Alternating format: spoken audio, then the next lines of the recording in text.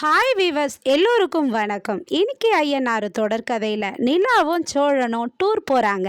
சோழனுக்கு ரொம்ப பழக்கமான சவாரி ட்ரிப்பு ஒரு பெரிய வயசானவங்க இருக்கிறாங்க. அவங்க கூட நிலாவையும் கூட கூட்டிகிட்டு போகிறாரு. அவங்க வீட்டுக்கு கூட்டிகிட்டு போகிறாரு முதல்ல. உடனே அவங்க பார்த்துட்டு இவ தான் உன் பொண்டாட்டியா அப்படின்னு கேட்குறாங்க அந்த அம்மா. ஆமாம்மான்றாரு சோழன்.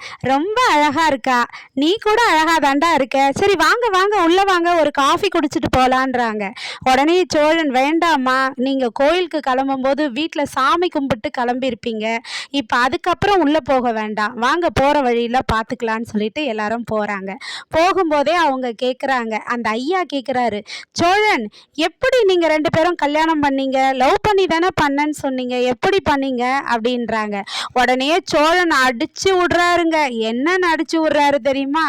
நிலா என்னை ஒத்த காலில் நின்னாங்க, என்னதான் கல்யாணம் பண்ணிப்பேன்னு சொன்னாங்க, அவங்க அப்பாவை சமாளித்து கல்யாணம் பண்ணுறதுக்குள்ள ஒரு பொண்ணே இப்படி நினைக்கும் போது நாம் எப்படி சும்மா இருக்கிறதுன்ட்டு நிலாவை நான் கல்யாணம் பண்ணிக்கிட்டேன் அப்படின்றாரு. உடனே அதை கேட்டதும் நிலாவுக்கு கோவம் வந்து அவரை மறைக்கிறாங்க. சோழன், ப்ளீஸுங்க அட்ஜஸ்ட் பண்ணிக்கோங்க கொஞ்சம் அப்படின்னு சொல்கிறாரு. அதுக்கப்புறமா பல்லவன் வந்து காலேஜுக்கு போகிற வழியில் காயத்ரிக்காக வெயிட் பண்ணுறாரு. காயத்ரி வராங்க. உடனே பல்லவன் காயத்ரியை பார்த்து, எப்படி இருக்க காயத்ரி, ஃபோன் பண்ணேன் நான், நீ தான் எடுக்கலை, சாரி காயத்ரி, நான் உன்னை கூட்டிகிட்டு போயிருக்கக்கூடாது, அது மாதிரி எனக்கு வந்து தெரியல, வீட்டில் எல்லாருமே திட்டின பிறகு தான் காயத்ரி எனக்கு சீரியஸ்னஸ்ஸே புரிஞ்சுது, அப்புறம்தான் நான் ரொம்ப ஃபீல் பண்ணேன், உனக்கு எவ்வளோ கஷ்டமாக இருந்திருக்கும், உங்கள் வீட்டில் எல்லாரும் உன்னை திட்டியிருப்பாங்களே, அண்ணன்லாம் எங்கள் வீட்டில் பேசவே இல்லை காயத்ரி, எனக்கு அதுவே மனசு கஷ்டமாக இருக்குது ரொம்ப அப்படின்னு சொல்கிறாங்க. உடனே காயத்ரியும் சொல்கிறாங்க, விடு பல்லவா, நீ எனக்கு தெரியாமலையா கூட்டிகிட்டு போனேன், என்னை தெரிஞ்சு தானே நீ கூட்டிகிட்டு போனேன், நானும் வந்தேன் இல்லையா, நமக்கு இப்படி நடக்கும்னு தெரியாது, எவ்வளவோ இடம் இருக்குது, அங்கே போய் பேசியிருக்கலாம், நமக்கு இவ்வளோ சீரியஸாக போகும்னு தெரியாது இல்லை பல்லவா, எங்கள் வீட்லேயும் என்கிட்ட பேசலை, ரொம்ப கஷ்டமாக இருக்குது, இனிமேல் கூட பேசக்கூடாதுன்னு சொல்லிட்டாங்க, கொஞ்ச நாள் வரைக்கும் நம்ம ரெண்டு பேர் சந்திக்காமலேயும் பேசாமலேயும் இருக்கலாம் பல்லவா அப்படின்றாங்க. உடனே பல்லவனும், சரி காயத்ரி, நமக்கு வந்து என்னென்ன தேவையோ நம்ம வீட்டில் உள்ளவங்க எல்லாருமே எவ்வளோ காசு தேவையோ கொடுத்தாங்க, ஆனால் நம்மளும் அவங்கள அசிங்கப்படுத்திட்டோம்ல ரொம்ப, அதனால் சரி காயத்ரி, இப்போ நான் கிளம்புறேன் அப்படின்னு சொல்லிட்டு பல்லவன் கிளம்பிடுறாரு. அப்புறம் சேரன் வந்து சந்தா வீட்டுக்கு போகிறாரு. சந்தா வீட்டுக்கு போனதும் அனீஷும் சேரனும் பேசிக்கிட்டு இருக்காங்க. அப்போ வந்து சோகமாக உட்காந்துட்ருக்காங்க சந்தா. என்ன அனீஷு, சந்தா ஒரு மாதிரியாக இருக்கிறாங்க அப்படின்னு சொல்லி கேட்குறாரு. உடனே அனீஷ் சொல்கிறாரு, இல்லை பையா, ஊர்லேருந்து ஃபோன் வந்தது, நீ சந்தாவை கூட்டிகிட்டு வா, இல்லைன்னா நாங்கள் கிளம்பி வந்துடுவோன்னு அப்பா அம்மா சொன்னாங்க, அதான் பயமாக இருக்குது அப்படின்றாங்க. ஏன் சந்தா, நீ பயப்படுறியா அப்படின்னு சொல்லிட்டு சேரன் கேட்குறாரு.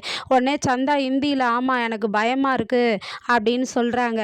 சொன்னதும் வந்து, இப்படிலாம் பயப்படாத அனீஷு, நீயும் பயப்படாதப்பா, நம்மளே பயந்தோம்னா சந்தா பயப்படாதா, அதெல்லாம் ஒன்றும் நடக்காது, நம்மலாம் இருக்கோம்ல சந்தா, நாங்கள் இருக்கோம் பார்த்துக்குறோம் அப்படின்னு சொல்லிட்டு சேரன் கிளம்பிடுறாரு.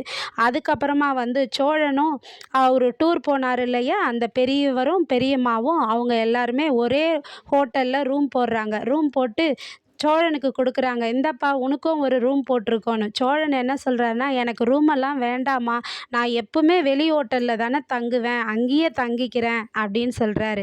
உடனே அந்த அம்மா சொல்கிறாங்க, பா நீ அதுக்கு முன்ன தனியாக வருவ, அதனால் வந்து நீ வெளியில் ஹோட்டலில் ரூம் போட்டுப்ப, இப்போ நீ பொண்டாட்டியோடு வந்திருக்க, அதனால் எங்கள் பக்கத்து ரூமே உங்களுக்கு போட்டிருக்கோம், ரெண்டு பேரும் நீங்கள் அங்கே தங்கிக்கங்கன்றாங்க.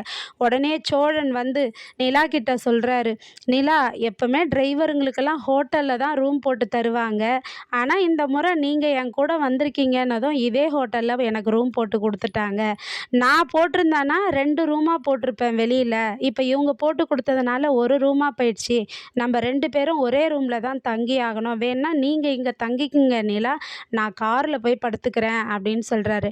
அதெல்லாம் ஒன்றும் வேண்டாம், நீங்கள் ஒரே ரூமில் படுங்க அப்படின்னு சொல்கிறாங்க. சொல்லிட்டதும், எப்படி ஒரே பெட்டாக இருக்க எப்படி படுக்க முடியும்னு கேட்குறாங்க. இருங்க நான் ஹோட்டலில் சொல்லி நான் அரேஞ்ச் பண்ணுறேன்ட்டு உடனே ஹோட்டல் மேனேஜருக்கு கால் பண்ணி எனக்கு எக்ஸ்ட்ரா பெட்டு வேணும்னு சொல்லிட்டு அவருங்க எக்ஸ்ட்ரா பெட்டு கொண்டு வந்து 2 பேரும் பேசிக்கிட்டு இருக்காங்க. உடனே நிலா கேட்குறாங்க, ஏங்க எல்லாரும் தங்குற இடத்துல தானே டிரைவருக்கு ரூம் போடணும், வெளியே போட்டு கொடுத்தா அது தப்பு இல்லையா அப்படின்னு கேட்குறாங்க. அதில் என்ன இருக்குது, ஒருத்தவங்க ஸ்டார் ஹோட்டலில் ரூம் போட்டால் டிரைவருக்கும் போட்டு கொடுப்பாங்களா என்ன நிலா அப்படின்னு 2 பேரும் பேசிக்கிட்டு இருக்காங்கங்க. இன்னும் எவ்வளோ சுவாரஸ்யமாக கதைலாம் காத்துட்ருக்குன்னு பொறுத்திருந்து பார்ப்போம். நன்றி. பாய் பாய்.